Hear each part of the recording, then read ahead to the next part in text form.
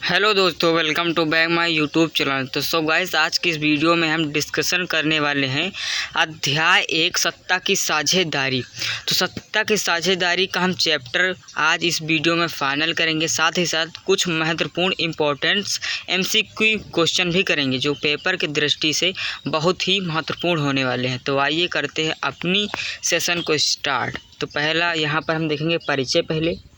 तो यहाँ पर इस अध्याय के साथ हम लोकतंत्र यानी कि लोगों का शासन लोकतंत्र मतलब इसकी उस यात्रा को आगे बढ़ाएंगे जो पिछले साल शुरू हुई थी। पिछले साल हमने देखा कि लोकतांत्रिक व्यवस्था में सारी ताकत किसी एक अंग तक सीमित नहीं होती। विधायिका, कार्यपालिका और न्यायपालिका के बीच पूरी समझ के साथ सत्ता को विकेंद्रित कर देना लोकतंत्र के कामकाज के लिए बहुत ज़रूरी है। पिछले 3 अध्यायों में हम सत्ता के बंटवारे पर सोच विचार को आगे बढ़ाएंगे। आइए हम बेल्जियम और श्रीलंका की 2 घटनाओं के साथ शुरुआत करते हैं। ये दोनों घटनाएं बताती हैं कि विभिन्न लोकतांत्रिक शासन पद्धति सत्ता के बंटवारे की मांग से किस तरह निपटती हैं। इन घटनाओं से यह समझने में कुछ मदद मिलेगी कि आखिर लोकतंत्र में सत्ता के बंटवारे की ज़रूरत क्यों होती है। इससे हम सत्ता के बंटवारे के उन रूपों पर बातचीत कर सकेंगे जिनकी चर्चा अगले 2 अध्यायों में की गई है। मेन पॉइंट दोस्तों अब यहाँ से शुरू होता है। बेल्जियम और श्रीलंका। आखिरकार बेल्जियम और श्रीलंका एक किस प्रकार के देश थे, आइए हम देख लेते हैं। बेल्जियम यूरोप का एक छोटा सा देश था। क्षेत्रफल में हमारे हरियाणा राज्य से भी छोटा था।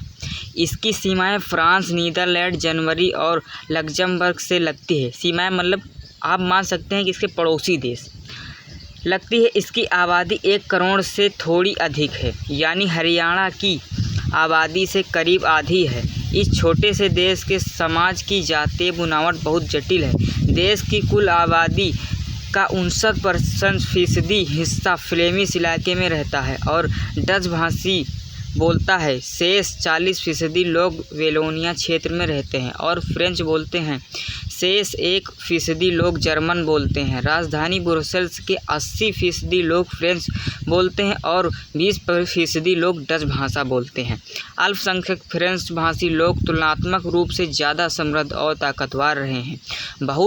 बहुत बाद में जाकर आर्थिक विकास और शिक्षा का लाभ पाने वाले डच भाषी लोगों को इस स्थिति में नाराज़गी थी। इसके चलते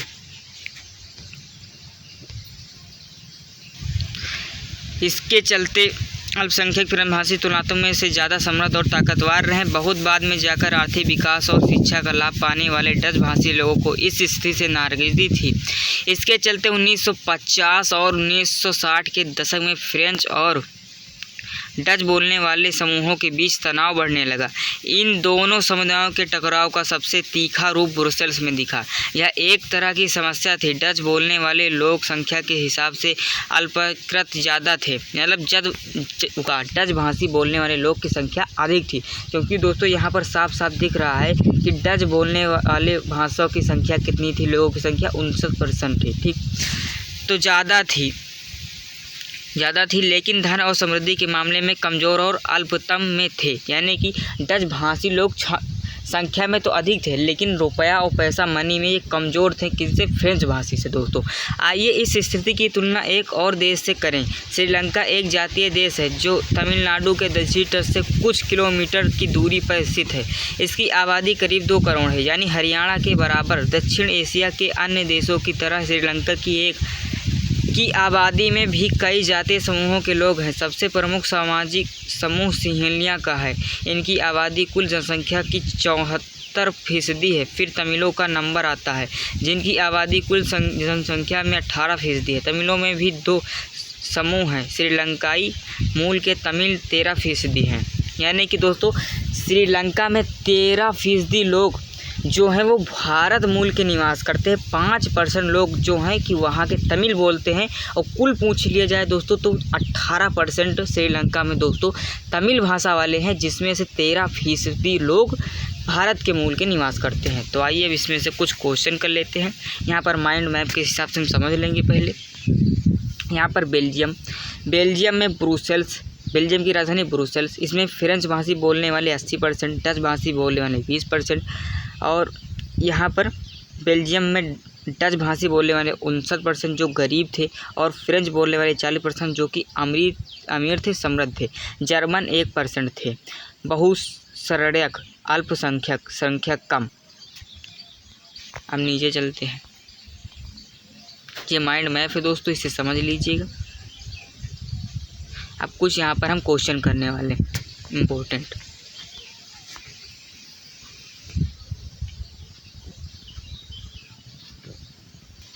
पहला इम्पोर्टेंट क्वेश्चन दोस्तों हमारा है कि बेल्जियम की सीमा किन किन देशों से लगती है। अभी मैंने बताया था कि बेल्जियम की सीमा, या तो आप कह सकते हैं कि बेल्जियम के पड़ोसी देश।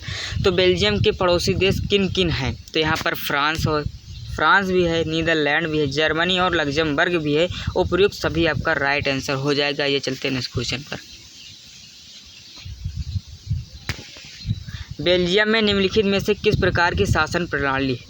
बेल्जियम में दोस्तों किस प्रकार की शासन प्रणाली चलती है।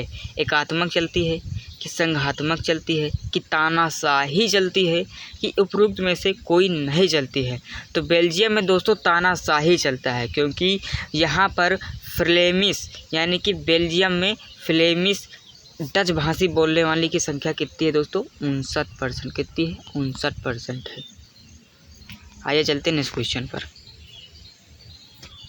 नेक्स्ट क्वेश्चन आपके सामने, सामुदायिक सरकार की व्यवस्था किस देश में है। लेबनान में है, श्रीलंका में है, बेल्जियम में है, कुकोलियो में है। सामुदायिक सरकार की व्यवस्था किस देश में है, तो किस देश में दोस्तों है, श्रीलंका में। आइए चलते हैं नेक्स्ट क्वेश्चन पर। श्रीलंका में कैसी शासन प्रणाली, संघात्मक, एकात्मक, अर्धसंघात्मक, अर्ध एकात्मक। तो एकात्मक की अर्धसंघात्मक, तो श्रीलंका में है अर्धसंघात्मक। सत्ता की साझेदारी क्यों जरूरी है। सामुदायिक भागीदारी के लिए, सत्ता के बंटवारे के लिए, शाखा को अलग करने के लिए, टकराव को रोकने के लिए। तो दोस्तों यहाँ पर इसका राइट हो जाएगा, सत्ता का तो बंटवारा साफ साफ लिखा हुआ है, टकराव को रोकने के लिए इसका राइट आंसर हो जाएगा।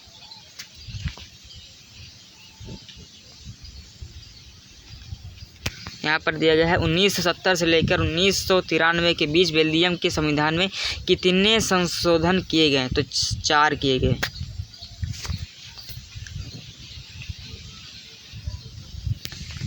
बेल्जियम किस महाद्वीप में स्थित है, तो यूरोप में स्थित है। यूरोप का एक छोटा सा देश है बेल्जियम।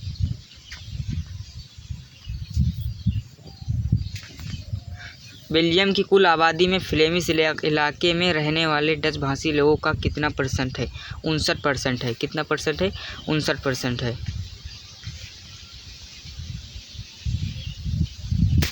बेल्जियम की राजधानी ब्रुसेल्स में कितने % लोग फ्रेंच बोलते हैं। 80% लोग क्या बोलते हैं दोस्तों, फ्रेंच बोलते हैं, और 20% लोग क्या बोलते हैं, डच बोलते हैं।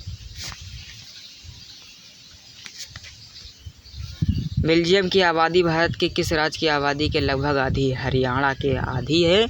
और श्रीलंका में 2 करोड़ है, यानी कि बेल्जियम के श्रीलंका की आबादी हरियाणा के बराबर है। श्रीलंका में सिंहली भाषी लोगों का कुल जनसंख्या कितना % है, 74% है। और तमिलों की 18% है। कितने है, 18% है। और 7% है, किसकी 7% है, बौद्ध की, जिसके अंतर्गत दोस्तों तमिल भी बोला जाता है और सिंहली भी बोला जाता है।